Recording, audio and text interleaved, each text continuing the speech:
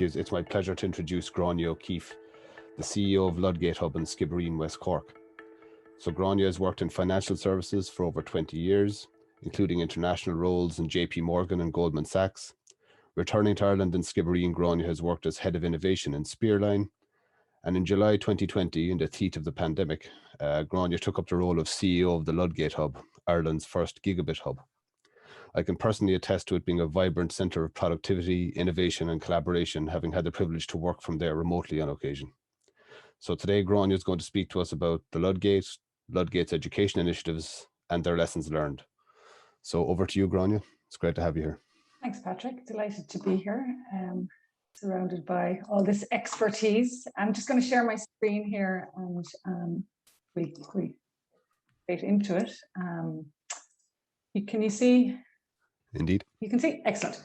So thanks for that lovely introduction. And yeah, I did join Ludgate in July. And so my experience to date has been solely through the focus or the lens of COVID.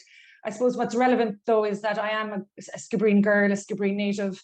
And so I'm very familiar with the ecosystem down here. And I am one of the children of Skibbereen that had to fly the field, as it were, when I was hitting my own third level education and gone then for a few decades before returning.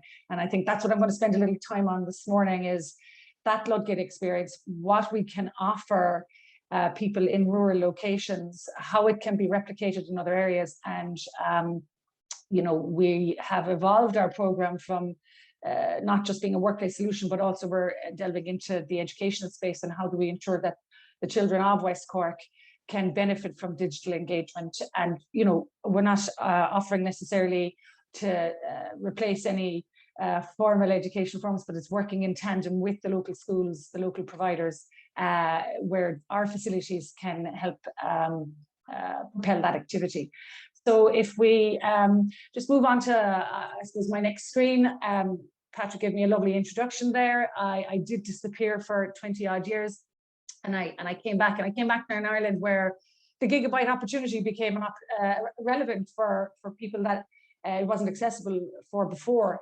And we know that obviously on the back of COVID, the benefits of that digital enablement and connectivity have introduced a whole array of opportunities for all sectors of the community, urban and rural. And the concept of remote work is no longer a new concept. It's now become normalized. Whereas when Ludgate emerged 5 years ago, we were new, we were trailblazers.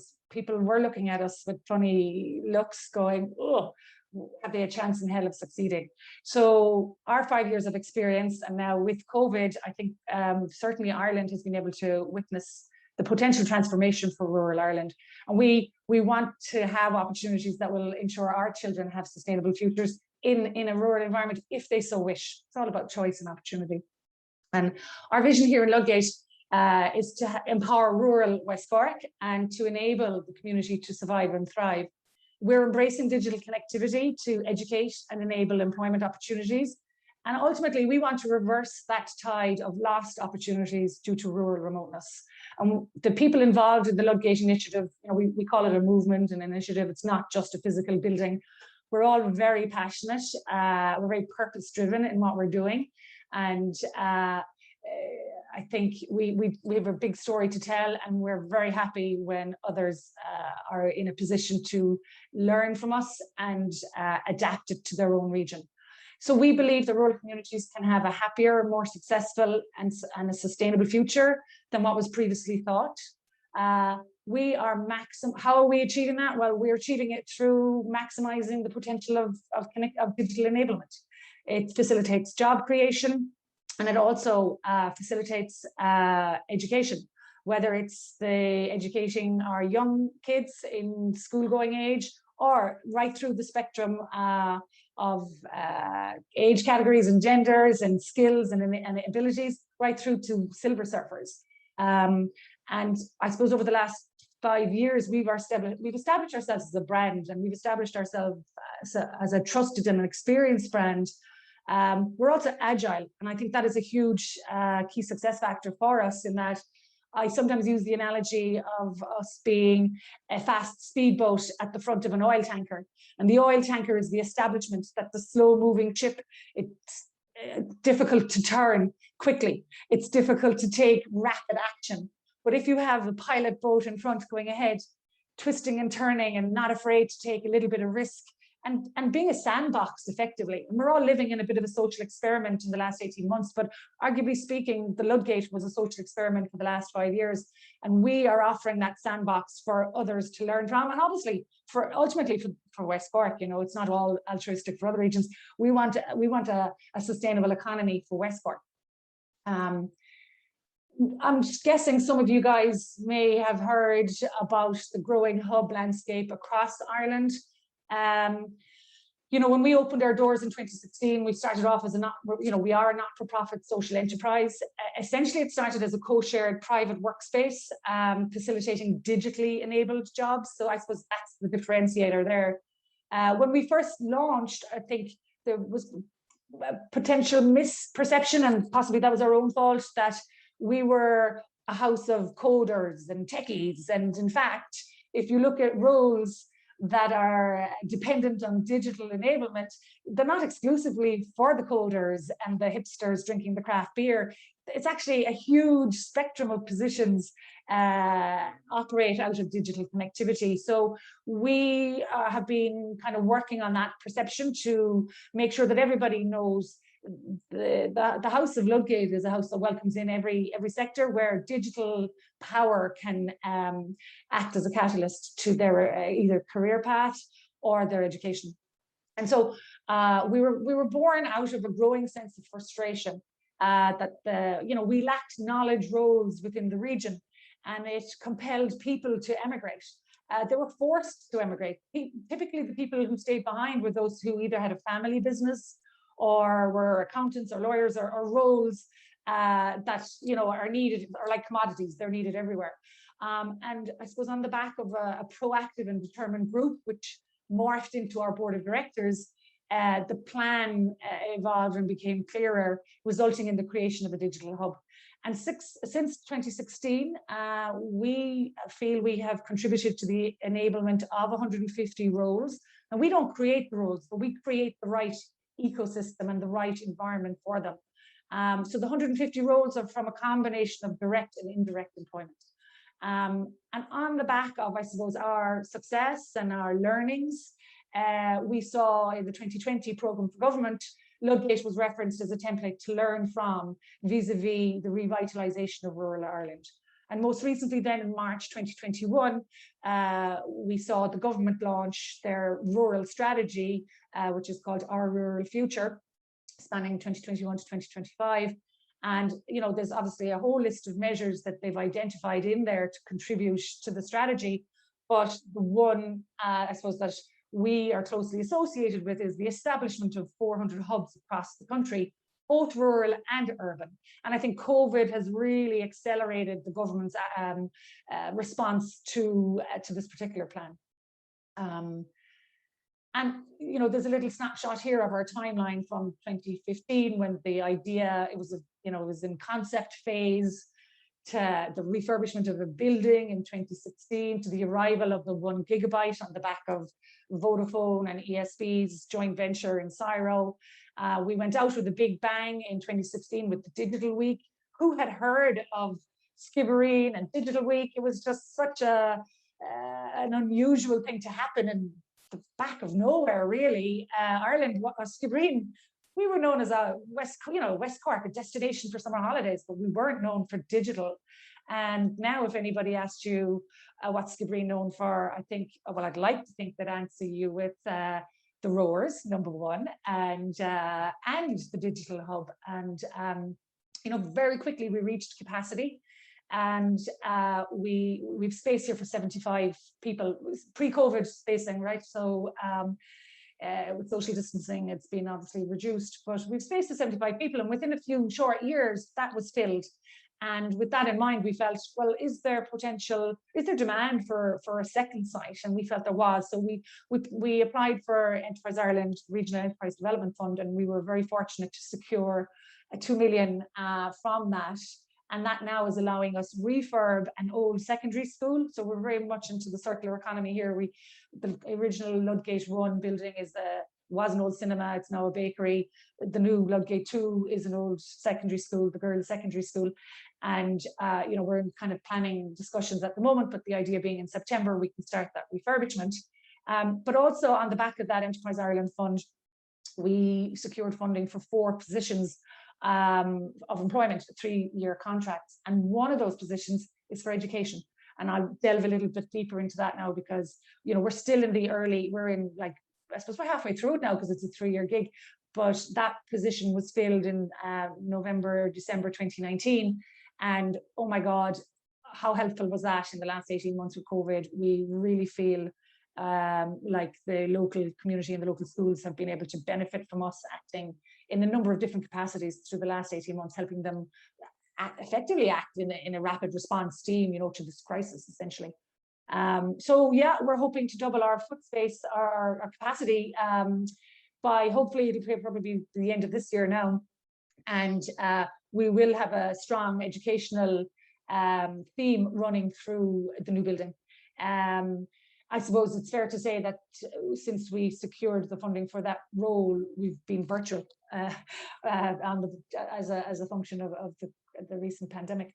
So this is just a little snapshot of the Skibbereen town. You can see down here in the right-hand corner, this is the hub that I'm currently in right now. In September of last year, we opened a second site, which is private office space. So that there's 8 private offices there. And that's practically full already. Obviously, private office space has been quite in demand this year, certainly with social distancing concerns. But obviously, there are certain functions that will always require a private office space. And then up here, you can see the Ludgate Enterprise building, which is the Mercy Heights, the secondary school that we hope to commence the refurbishment in a few months. And we included Spearline as well, actually, in that there on the left. Spearline is a success of Skibbereen. It's a local company, it's a digitally enabled company, it's a technology company, it's in the telco sector.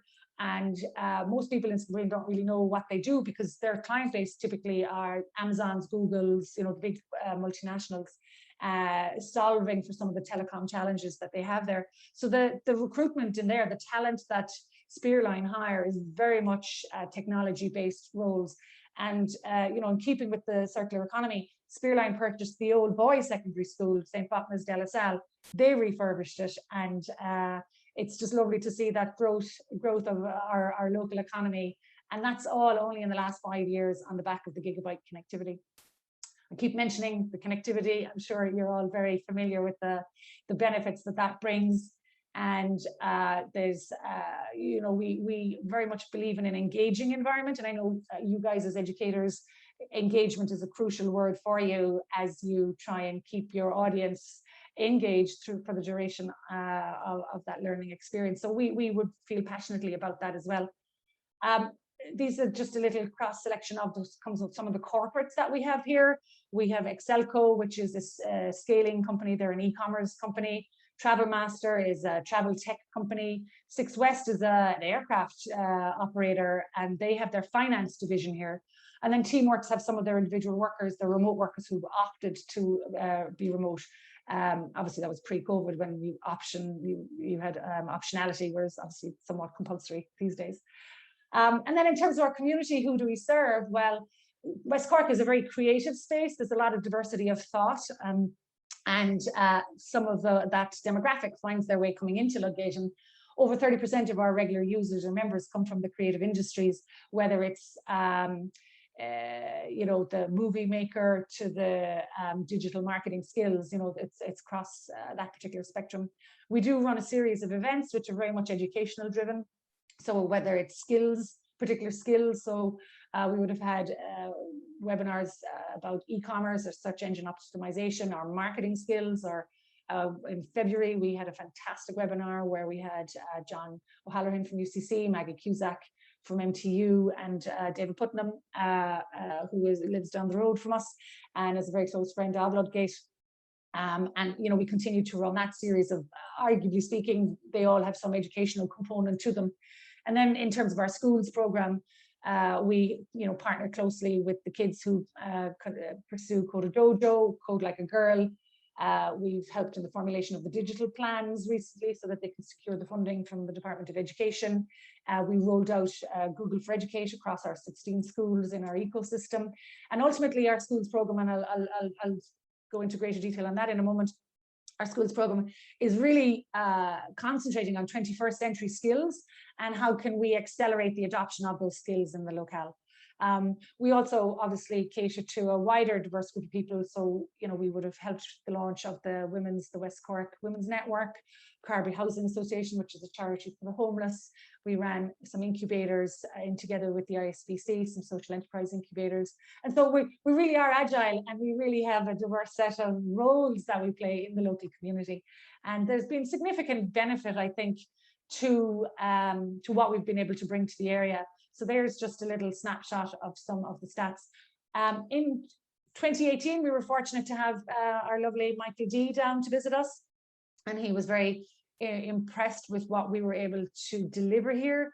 And obviously, as a strong supporter of education and the arts, he was really inspired by what we can deliver here and how Ludgate can be a role model for other areas as well. And that's really important. We're not proprietary around any of that. It's very much open source and sharing all of that. So if we just dive into our education pillar then, and I mentioned, the 21st century skills being one of our primary objectives, and we're still very early, I think, in our program. And I would think we are setting the scene here. We are developing the relationships with our collaborators, with our partners, with our stakeholders. But certainly, because of COVID, we were able to jump in and act as effectively an extension of the ICT resources, even though that wasn't originally the plan. But ultimately, our strategic vision really is to ensure that there are sufficient students going into third level with an interest in the STEM subjects, that we look at our adult education, not just from a higher education perspective, but from a further education, and making sure that the micro organizations down here, the micro companies, have facilities available to them that in the past haven't been available.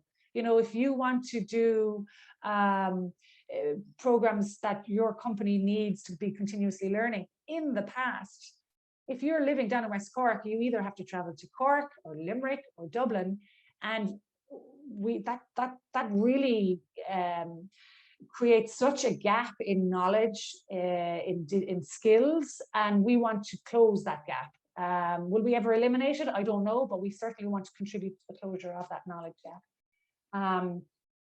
So our pillars essentially are running specific programs, which some are run in-house with the skills that we have here, but then others we engage with service providers who can help us deliver those programs. So we play a little bit of a broker role there, understanding the needs of the community, bringing the appropriate service provider to the table, and in our Ludgate 2 building, we'll be able to deliver a lot more of that with both a virtual and physical presence, on-prem, because we know that 100% virtual doesn't always work, but the hybrid model seems to be a lot more effective. We obviously have fantastic space currently, and we will have even more fantastic space in the future. But again, in response to COVID, and if we're talking about reaching a demographic that we hadn't reached before, which is, the students wouldn't necessarily have thought that they could use Ludgate as a place that they needed to study from. But, COVID happened, and all of a sudden you had kids who were students over in Amsterdam or wherever. They weren't able to travel. They didn't have connectivity at home. They came into us to use our study space. It wasn't just the students. We had some lecturers who were from West Cork who came in and delivered their programs, whether that was UCC or MTU. We had Leaving Cert students. When the second lockdown there happened, or was it the third, who knows at this stage, after Christmas, the schools shut down, and you had Leaving Cert students, and obviously they were paralyzed if they didn't have connectivity at home. And so we had some students come in and used the Ludgate facilities to continue that critical learning as they are at this really important phase of their lives. In the past, we've conducted hackathons through COVID. Now, we haven't really done anything like that, but we would like to reactivate that series of events, you know, post the lockdown and once the new Ludgate building is available. And, you know, hackathons or ideation days, you know, we feel our local community has the agricultural sector is such a bubbling pot of ideation and creativity. We want to be able to tap into that. So, you know, we have an agri pillar as well, but, you know, there's that, you know, that Venn diagram of crossover there between agri and education. It's, you know, guys know yourselves, it crosses every spectrum, right? Education is a continuous effort. So yeah, we really just want to nurture and enable our ecosystem across every sector, and want to do that in a holistic and inclusive way based on the feedback of our community, but also based on research. And if we look at who those partners are that we and our stakeholders as we deliver our programs, and some of these are early stage relationships and some of these are more mature relationships. You know, in my left quadrant, upper quadrant there, I have the local primary and secondary schools. And if you look at Skibbereen as a market town, like the schools in the town are pretty large schools and they have a fantastic array of skills and resourcing available to them. But we have a lot of schools in our hinterland in more rural areas than Skibbereen town, where there are 2-person teachers, 3-person teachers, and that's where the squeeze really comes in, where those teachers are expected to be all and everything to the students, as well as an ICT resource. And sometimes, you know, that is very challenging for them. And certainly through COVID and their ability to respond, Ludgate were in a position to help them out there, whether it was helping them to roll out the Google for Educate program, whether it was to help them identify where their weaknesses were with digital connectivity.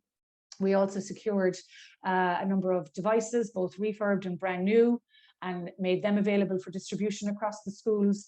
I mentioned the digital plans.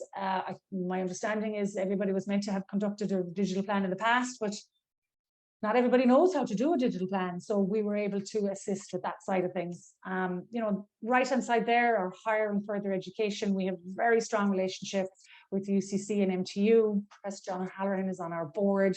Maggie Cusack now, we're really excited to see her come to Ireland and take up the helm there at the newly formed MTU. And, you know, we have students from MTU coming in there. Actually, it was a student from MTU who designed this deck for me. I don't have those particular skills, but they did it for me. And of course, ETB, further education, crucial. And I think we're seeing a huge amount of aligning of further and higher education. And certainly Simon Harris's department is reinforcing the need for that alignment and making sure that it's a collaborative educational ecosystem and it's solving for all demographics. And I think continuous adult education is going to be crucial to our ability to respond to COVID, but also to the changing world, which is happening at an accelerated pace, really.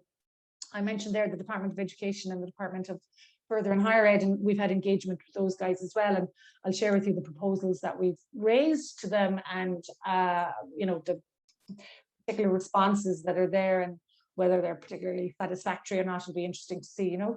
And obviously industry partners and service providers are very relevant to the equation here as well. And so we're going to be rolling out a Lego camp shortly in the primary schools, and you know, ESB would have helped funding of the equipment for that together with Spearline.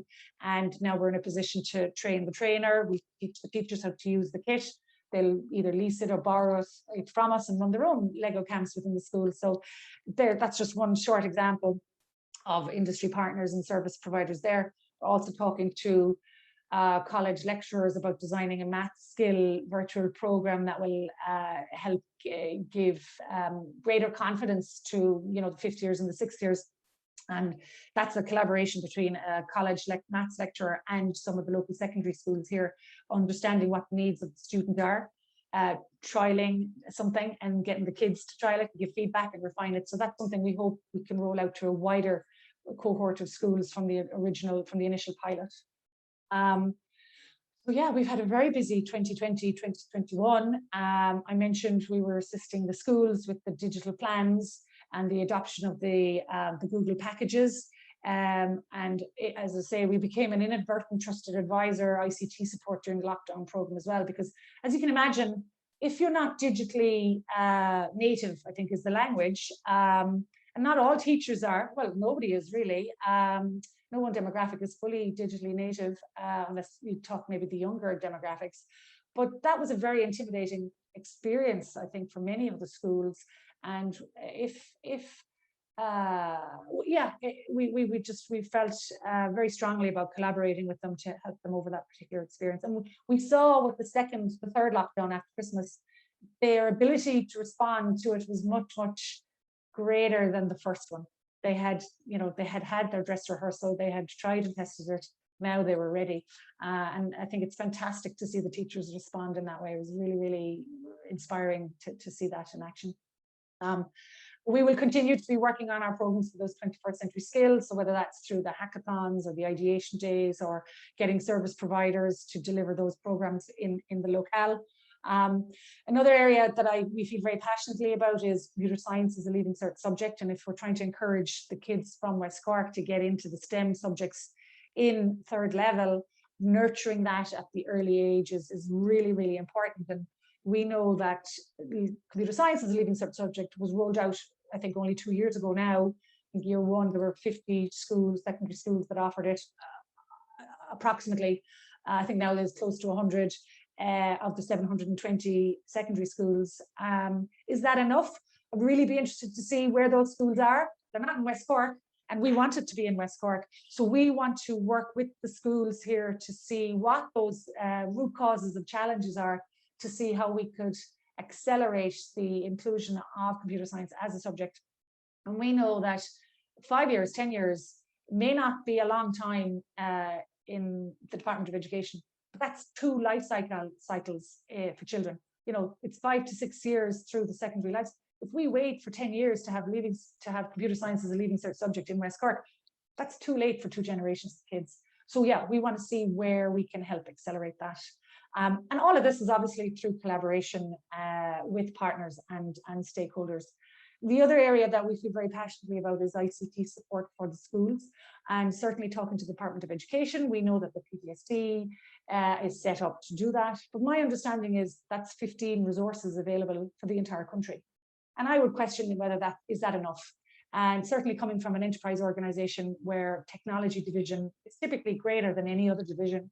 And now as the schools move towards digital learning and digital enablement and digital skills, it probably makes sense for each school to have available to them some dedicated ICT resource in a full-time capacity or in a shared service model.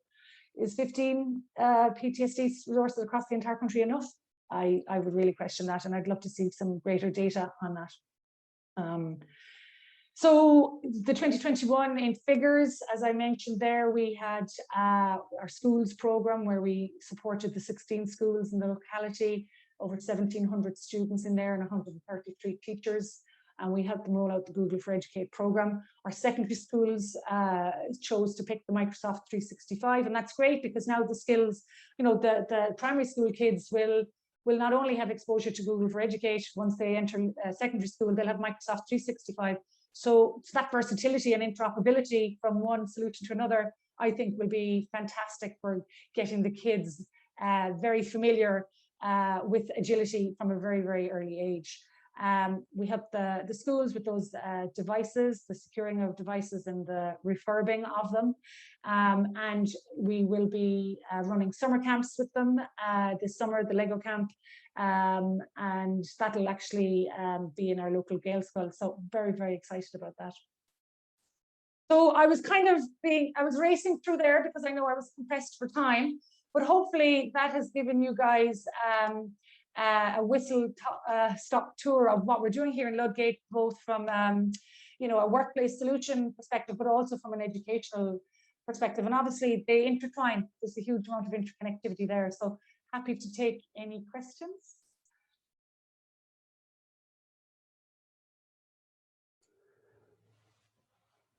Is there any questions in the chat there, folks?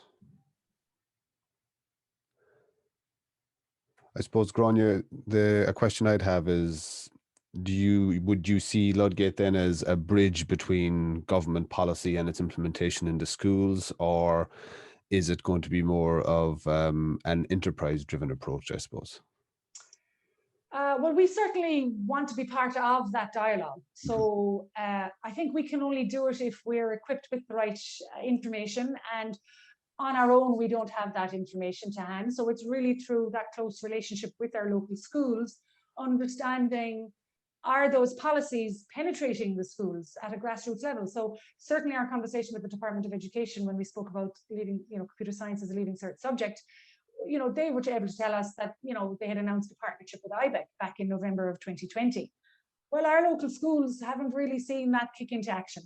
And so we want to see where we can help that, whether that's us accelerating that relationship between IBEC and the schools here in Skibbereen, or do we get the businesses that we're close to, who are members of IBEC, partnering with the local schools here. So it's all about relationship building and understanding needs and understanding where we can play a role. But certainly your language calling us a bridge, I would like us to be that bridge, or to be one of the bridges. Not the exclusive bridge. Not the exclusive bridge. No, that's great. And thank you very much for compressing or getting through such an informative and detailed talk. The compliments are flowing in, but I think you've addressed all the questions in your talk. And I suppose as an organizer, that's convenient because we now need to jump to our research section. So I suppose it just leaves me to say thanks a million, Grainne, for being the kickoff keynote and starting with such an inspiring story. Great. And listen, what I would say is, if any of you guys have ideas that we could be doing here or information that would be helpful in us shaping our strategy, we would love to hear them. So please reach out to us from our website or our social media channels. So great. That's great. Thanks a lot, Grainne. Thanks, guys. All the best.